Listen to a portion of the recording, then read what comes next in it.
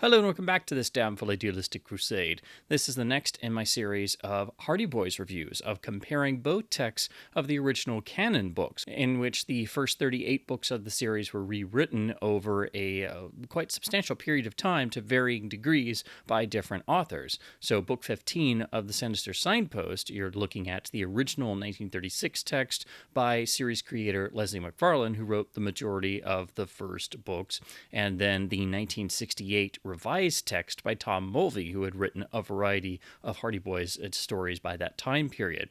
And of course, the revised text follows the sort of trends of the revisions and the new rules set down by the Stratemeyer Syndicate for those, in addition to having a greater focus on elements that were more popular by the time of the mid to late 60s, especially after the spy craze of the 60s. Now, a quick note for those who are unaware or have not seen any of my previous videos, but starting in 1959, the Stratemeyer Syndicate decided to actually go in and revise, technically completely rewrite the Hardy Boys books up to that point, and also the Nancy Drew series. The idea was to remove dated elements, particularly some examples of racial stereotyping and other things that would date the books to their original date of release and writing, because by that point, the Tower Treasure, of course, came out in 1927, so there were going to be some dated elements. But it was also a means of using this as an excuse to cut down on the page count and make the book slimmer and thus less expensive to produce. And then eventually the syndicate would move away from the traditional hardcovers with dust jackets to the well-known picture cover format. So this was also a means of streamlining the books, and over time, book by book, would be essentially reworked in this process. And they would keep the same title, and since all the books were ghostwritten, they all still had the same Franklin W. Dixon author credit, and then would get also usually updated cover artworks as well. But when you read these, they usually have certain reflections of the original plot, or they're just reworked or rewritten versions of the original plot. But then others are completely different, and the only thing they really share is the title. Now, these revisions were done out of order over a substantial period of time, starting in 1959 and running almost 20 years of these revisions, which were also done by different authors. So it's only when you read the books back to back, the original text and the revised text, that you can actually see what was tweaked or changed and what was actually retained. And in the case of the Sinister Signpost, it's usually said that this book is completely different. In terms of the actual overall plot, it's actually, it retains at least the core idea of a missing racehorse, and then the Hardys also becoming involved in another case. It's just that the other case that is the majority of the book and the overall villain is actually different, and what their goals are and what the MacGuffin of the book is actually different. But in terms of the actual structure, and it also involving a missing racehorse named Top Notch, remains, and there is a Sinister Signpost in both of the books. So yes, it's different, but it's also the same. And when you read these back to back, you can recognize certain elements of the plot structure, and certain scenes, sequences, and settings are still there. They've just been so dramatically reworked that you wouldn't notice that these were still there unless you read them back to back. And I have to say, even though this is another book written by the primary brains behind the series of Leslie McFarlane, it's also where you see an example of the plot being so scattershot that it does affect the overall impact on the reader. I still think, like all of the original text so far, and since it's McFarlane writing, it's an unfair comparison because you have the series creator writing it, and you don't have the constraints of the revised text in terms of having the shorter page count and focusing more on action over anything else. Even though you've got the greater sense of world building and the text is richer, because the plot is scattershot, it's not as effective. And so with the revised text, it's a lot more focused in terms of the plotting. And I think the subplot is better woven into the main plot, which is also more developed than the original text. So this is an example of the revised text making a lot of really smart changes And overall, it's actually a more effective plot because it's easier to understand where the plot is going.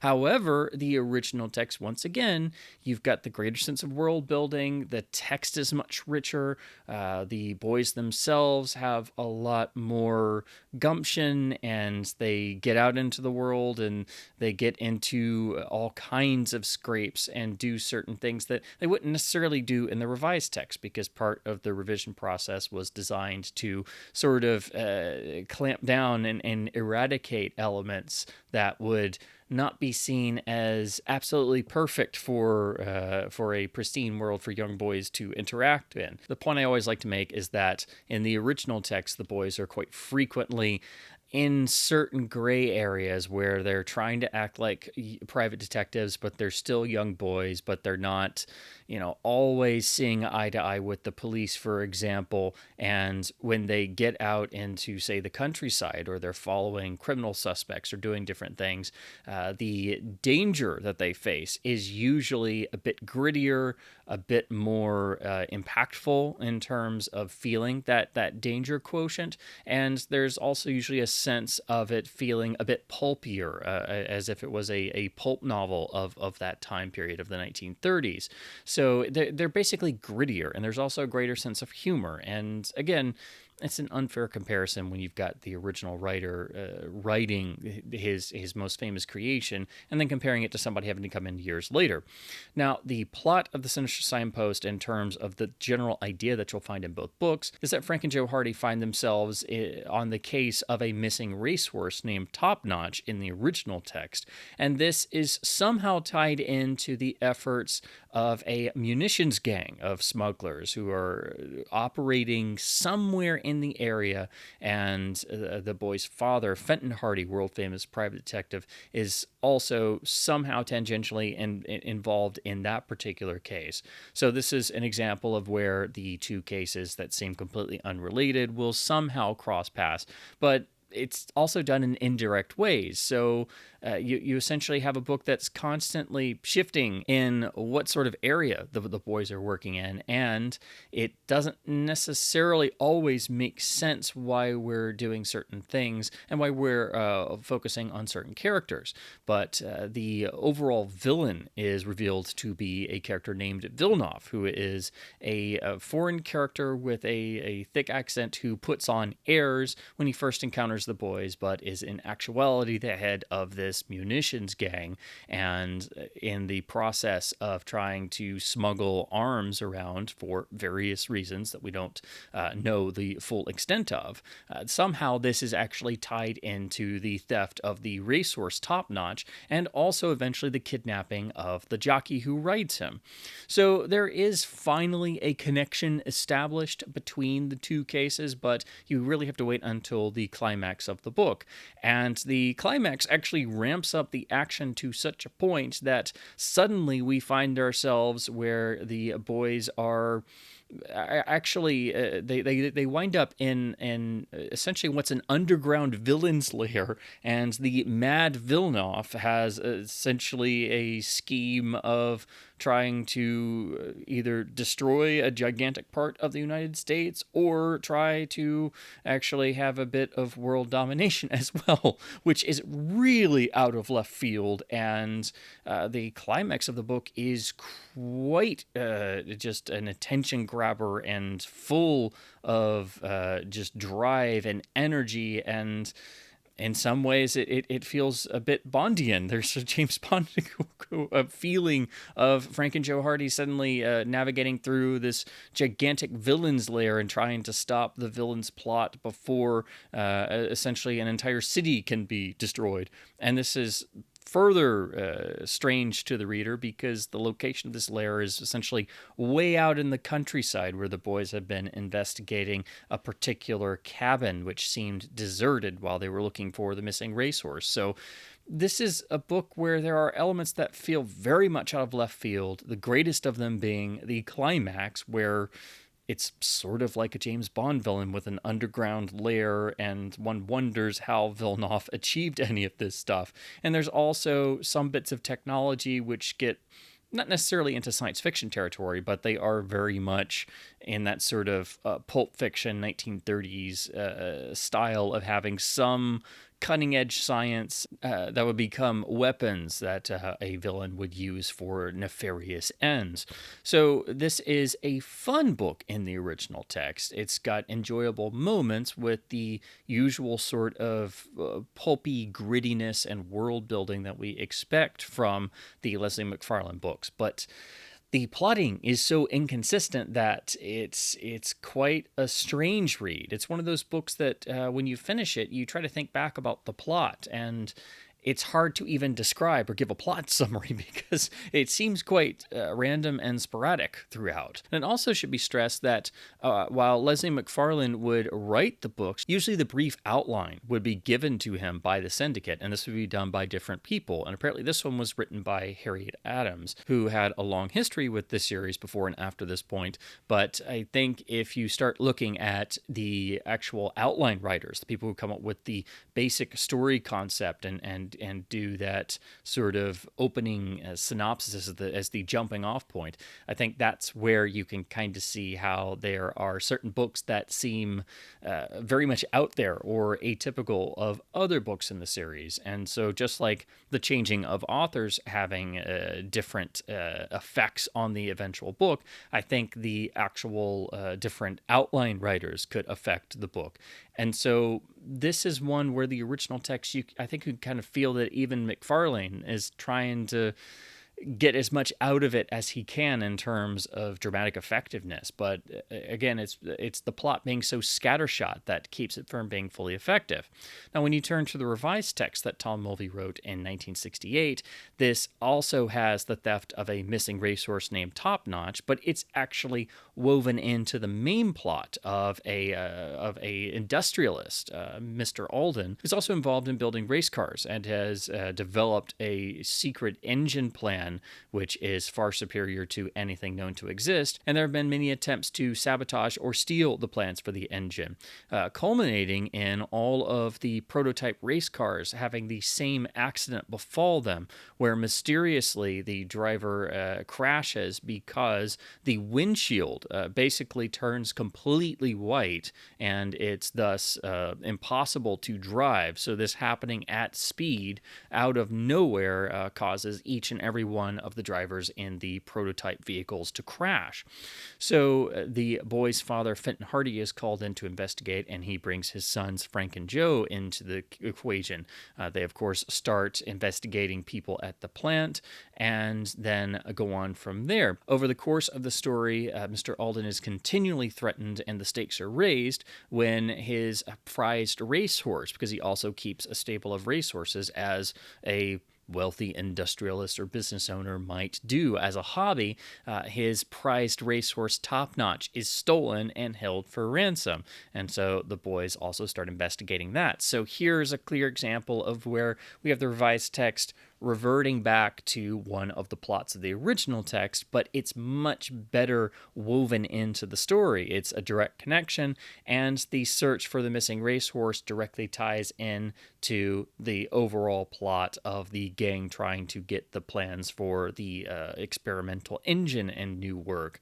So it has a nice sort of cyclical feel. It doesn't feel like a side quest where suddenly at the very end of the book we realize that there's a connection between the two cases. So I think the revised text clearly better integrates the two plots and is a more consistent and a more consistently engaging read than the original text. But of course, it's at the cost of the sense of world building, the sense of having moral shades of gray, and allowing the boys to feel a bit more three-dimensional in the characterization. And but also there's a greater focus on action in the revised text. All the Hardy Boys revised texts are continually filled with action beats and cliffhangers at almost every chapter end, which there's some degree of that in the original text, but it's a bit more believable in the original text because the revised texts are so constant that it's very difficult to imagine someone going through the events of one of the revised textbooks in just the space of a few days and surviving all of that. But it's also a book that you don't want to put down because the action is so constant that it's never boring. It's always engaging.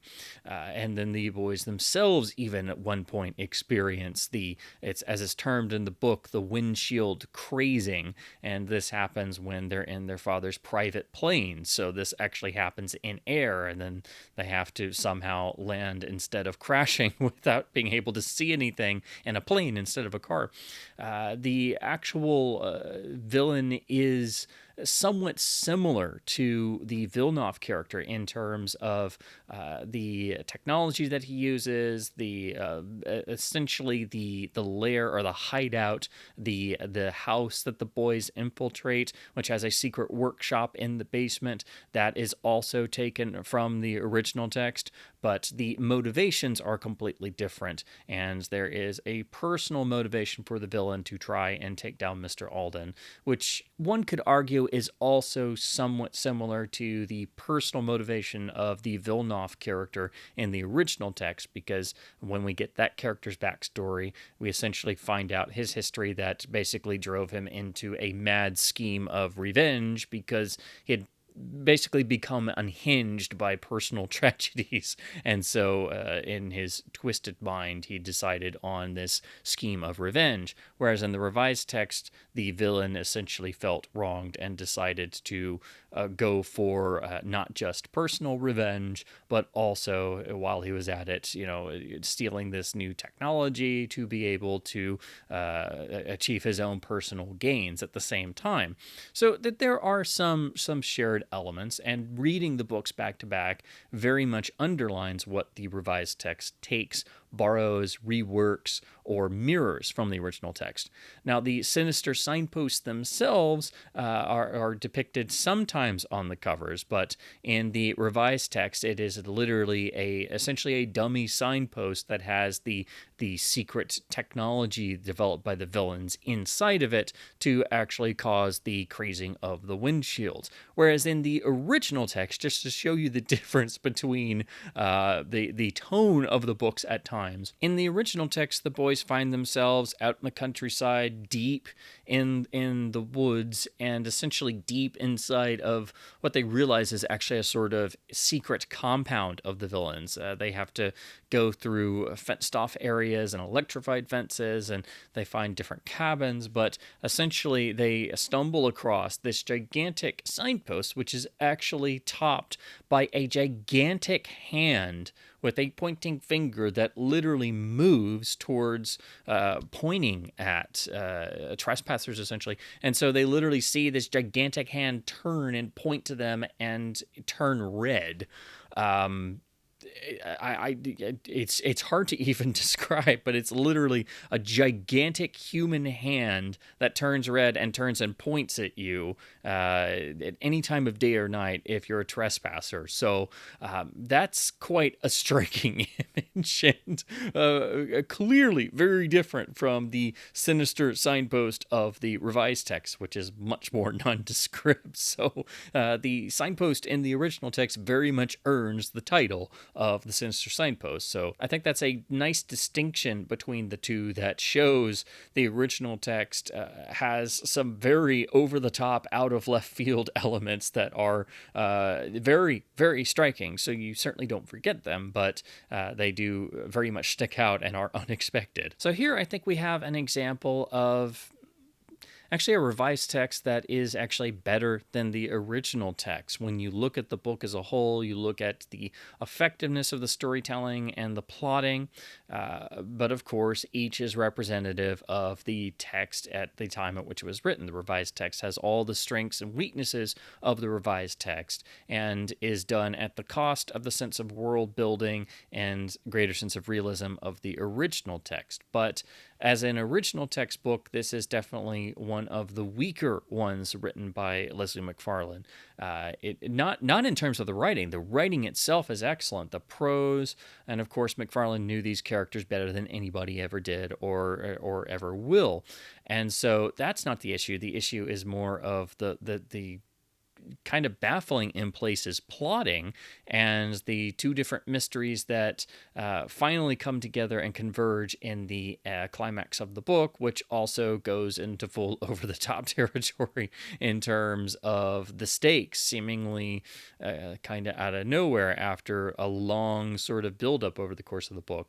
So I still think both are good reads, but overall, the revised text, because of the rather smart tweaks it makes to the plotting and having a more consistent main plot, where the subplot of the theft of the racehorse is directly tied in and interwoven perfectly, I do think the revised text is the better book overall. But again, at the cost of losing the sense of world building and not having the richer text of Leslie McFarlane, and also not having some of that sort of pulpy energy of the 1930s. So there is something to be said for the original text having that sort of wow factor of having the unexpected and having very Pulp Fiction elements pop up. So there are certain trade-offs, but when you read these back to back, you can see what the revised text reworked or kept, and then what it sort of threw out. So I think there's enough echoes of the original text and enough elements that appear in the revised text to say that this is a completely rewritten work, but I wouldn't say that it's completely different, because I think all of the books in the revised text at least have enough elements or certain things you can recognize from the original text to at least get away with them having the same title. But this is definitely one where the entirety of the main plot is rewritten from scratch, but enough of those elements from the original text and enough elements of the villain and the actual setup of his organization are kept so where you can actually recognize those elements. So I do think both books are very good, but I do think the revised text overall comes out on top for having the more focused plot and thus being more effective overall compared to the original text. Now, talking about the cover art designs, we have three. The original 1936 cover by J. Clemens Gretter, who did the covers at this time period. This is where the books are still very much looking like the covers for a pulp magazine of the time period. So you have a nice sense of adventure. There is a good usage of color, which feels rather bold, but this is a bit more subdued than the past couple of covers for books like While the Clock Ticked, for example. So the color is really the attention-grabbing aspect. We have a scene from the climax of the book, and the actual Sinister Signpost is on here. So we see, as you can see up here in the left corner, we have the giant pointing red hand moved and pointing directly at the boys themselves, who are trying to hide from the gang that's after them. So you have a sense of danger, you have a sense of excitement, you have the giant flashing red hand on the cover, so that's great that we have it depicted visually. But due to the staging of where the boys are and everything, and the sizing, it doesn't necessarily translate the first time you see this, or if you just glance at the cover, because the figures kind of blend into the trees and the landscape of being in the country, and the colors being sort of depicting, I guess, like dusk with the sunset. It kind of looks a bit more beatific than what you might expect for an action sequence from the climax of the book. So it's good, but it takes a second to realize what you're looking at. So this is one of the covers you kind of have to study for a minute in order for it to kind of sink in. But once you read the book, it's actually a bit easier to understand what's being depicted on the front.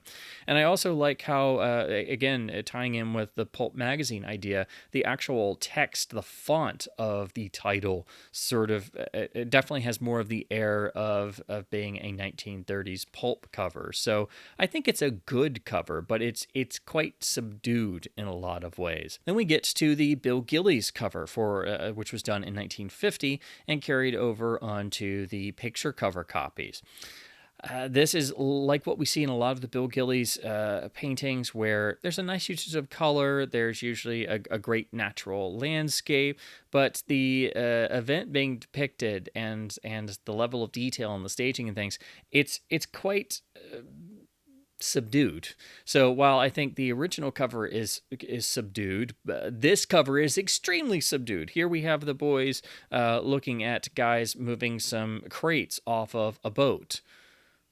Not really attention grabbing, and also the boys are usually depicted looking at somebody sort of kind of hiding and crouched behind something a number of times across the various covers. So this already is similar to other covers and other covers that Gillies himself would do. So it's not attention grabbing, and it's also very mundane. And with a book that has a signpost that's a giant flashing red hand pointing at you, and a mad villain who runs a munitions gang, who has a secret underground lair and a mad scheme of revenge and various scientific gizmos that he uses to defeat his enemies, and a plan to essentially blow up an entire city, this is not what you go with for a cover.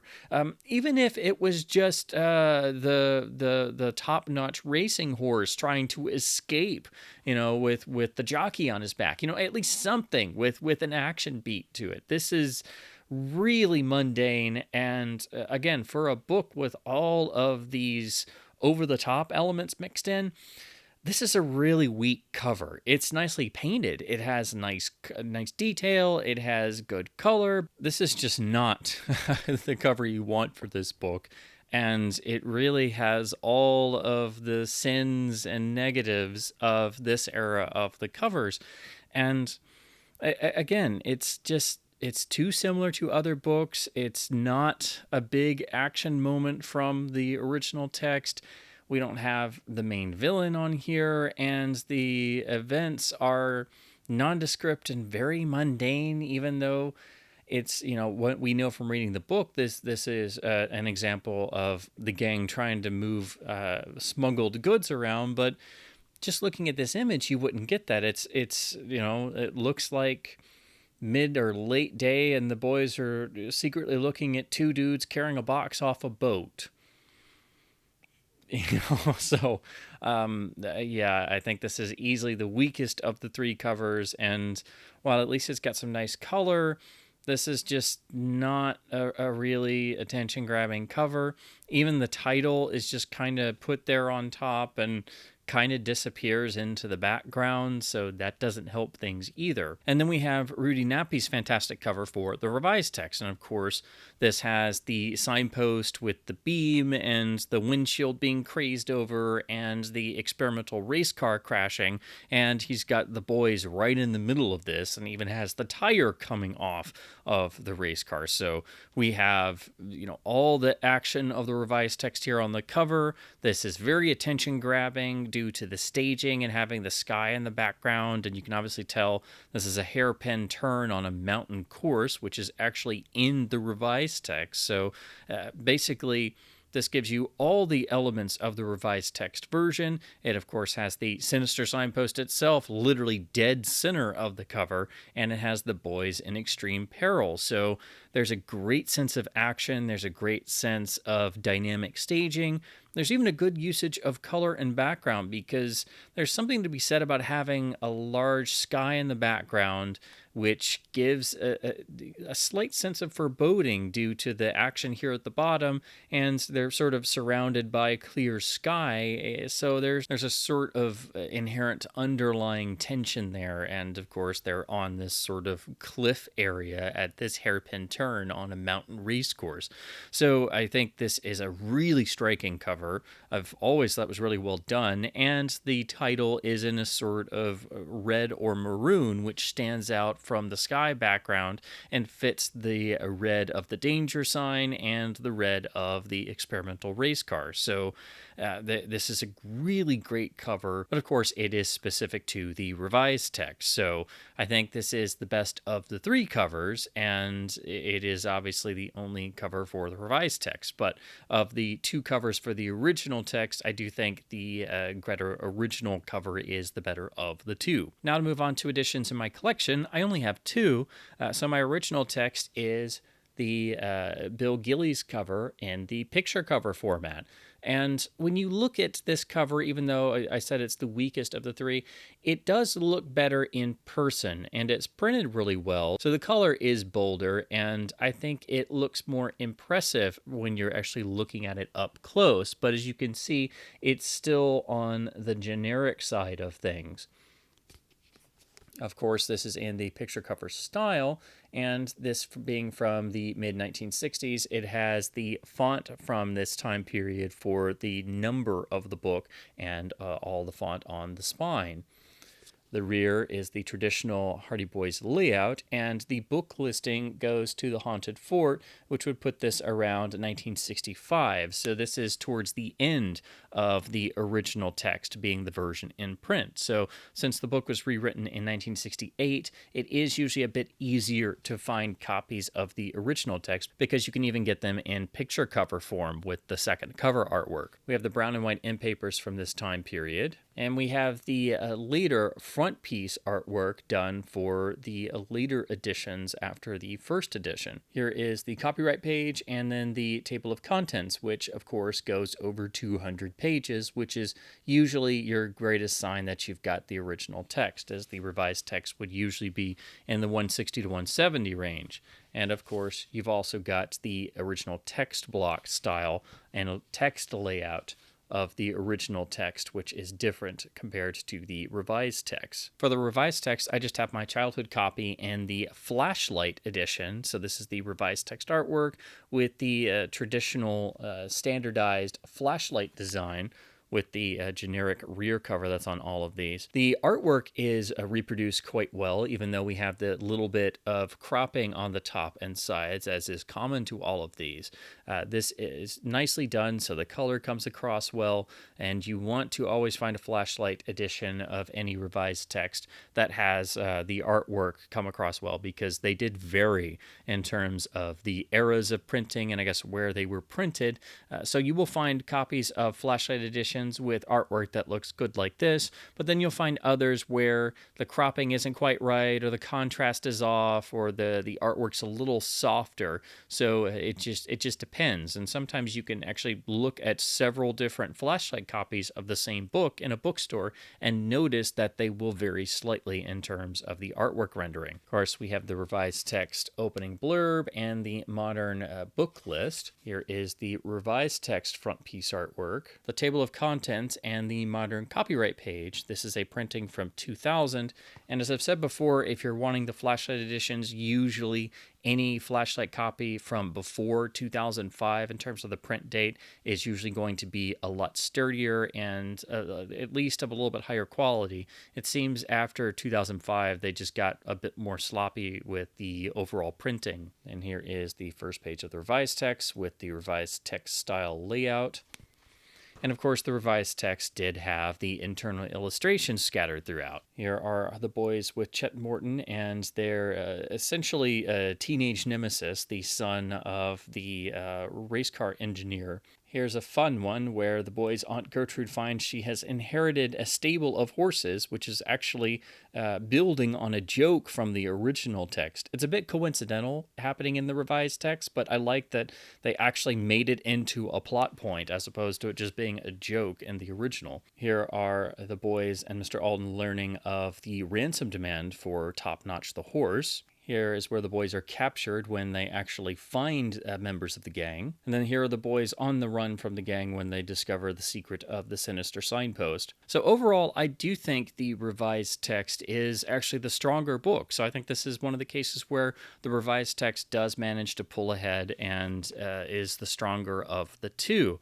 However, it had the benefit of working from the pre-existing book and having, obviously the rules and the ideals of the revision process to work from. So there was enough basis to, honestly, I think with some smart thinking and pre-planning, create a stronger book overall, which is what the revised text does. Again, it is primarily focused on action at the expense of the character and world building, but that's pretty much the case for all the revised text books when compared to the original text. It's very rare for the revised text, I think, to be the preferable book of the two, or be the one that sort of stands out more. It's usually cases where the original text plotting is a bit iffy or inconsistent.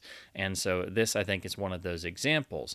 However, your opinion may vary if you've read the two, but if you read them back to back, I think it helps to really underline what was retained from the original text. So I do think there's enough of the original book still in the revised text. So I don't think it's fair to call it a completely different book because, again, there's enough of the structure and enough of the elements and even the subplot of the original text to be recognized and as still being present in the revised text.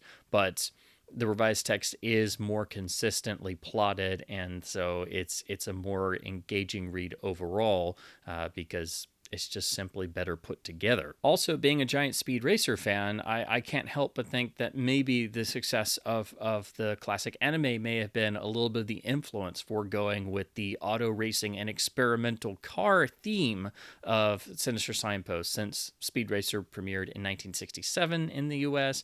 At least it was around, and of course the first two-parter episode, The Great Plan, dealt with Pop's Racer developing his super secret engine that an entire gang was after.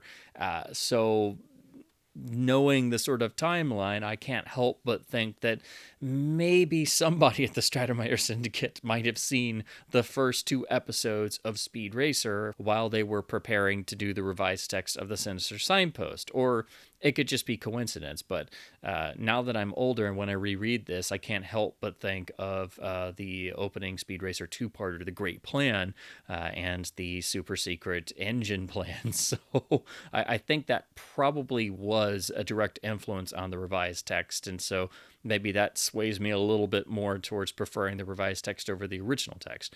But both books are still great reads, and very engaging and very representative of the time periods of the series in which they were written. So if you do a comparison read, you may have completely different findings because it's really going to be a matter of what you look for in the Hardy Boys books to determine which book you might prefer. But I do think the revised text being more consistently plotted is basically what pushes the vote in its favor if you were choosing between the two. So as always, I hope my babblings and comparison thoughts about the classic Hardy Boys series has been at least somewhat fun and informative.